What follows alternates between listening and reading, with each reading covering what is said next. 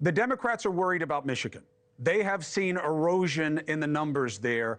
They can win without Michigan, but it gets very complicated. What do you believe the state of play is in this election in that state, and based on what, Charlie? Well, it's hard to know. That's why we're going to have the plebiscite, right? But it is interesting. Just talking to a couple of friends of mine, they collect garbage down here, a couple of black men. And it's two things. It's the economy. It's not being able to afford stuff. And, you know, it's really a big one is immigration. Because whites and blacks have a long history here, right? And many of my black friends say it's not fair to jump this thing that we've been involved with for all these centuries and then get handed stuff. So we're suffering here. The auto jobs are evaporating like rapidly. So we get fake job numbers where they're part-time jobs. All these full-time jobs are going away. We all have our pants around our ankles. And right down the way, we had Kamala Harris do a virtual national town hall, audio only, at a very swanky restaurant, hotel. And it's with a guy from Atlanta. So if you want to take Detroit or Michigan, you might want to put your hands on the people of Michigan. So I don't think this election comes down to the undecideds. Everybody's decided. It's if somebody screws up enough that gets you to get up and go cast a vote you weren't planning to vote. That's what's going to come to in Michigan. Grievance election, Geraldo. Last word to you.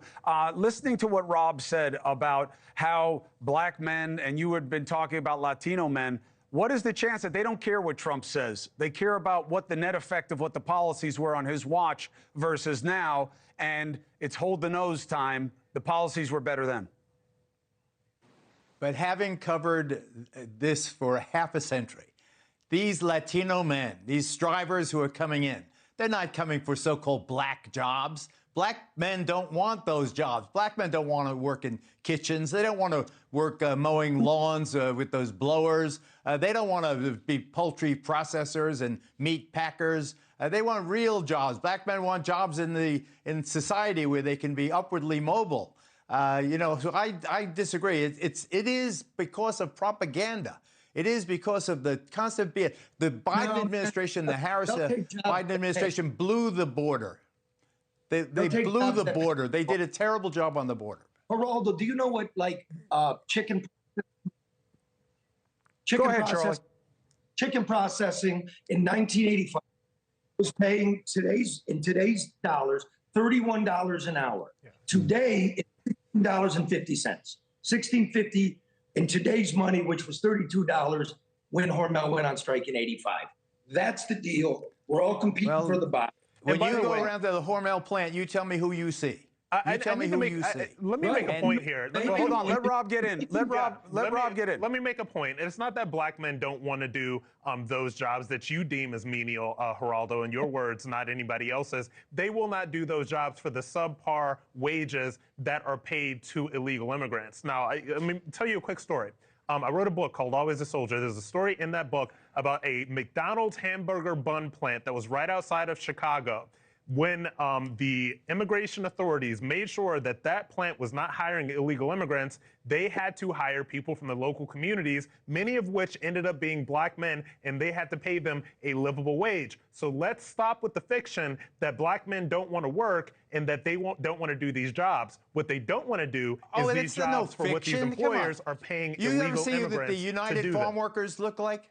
Have you ever have you seen any farm workers lately? Have you see who is harvesting the nation's crops? Yes. Who's caring for the nation's babies? Machines are harvesting a lot of nation's crops right now. That's an industry that is going towards automation. So the idea that America needs illegal immigration and America is so drunk on illegal immigration work that we need these people to do these jobs is very outdated, Geraldo. And like I said before, Americans will do these jobs. They just will not do them for the substandard wages that employers are used to paying illegal immigrants. Fair point. Hey, thanks for watching. Go to joinnn.com to find NewsNation on your screen. And don't forget, click the red subscribe button below to get more of NewsNation's fact-driven, unbiased coverage.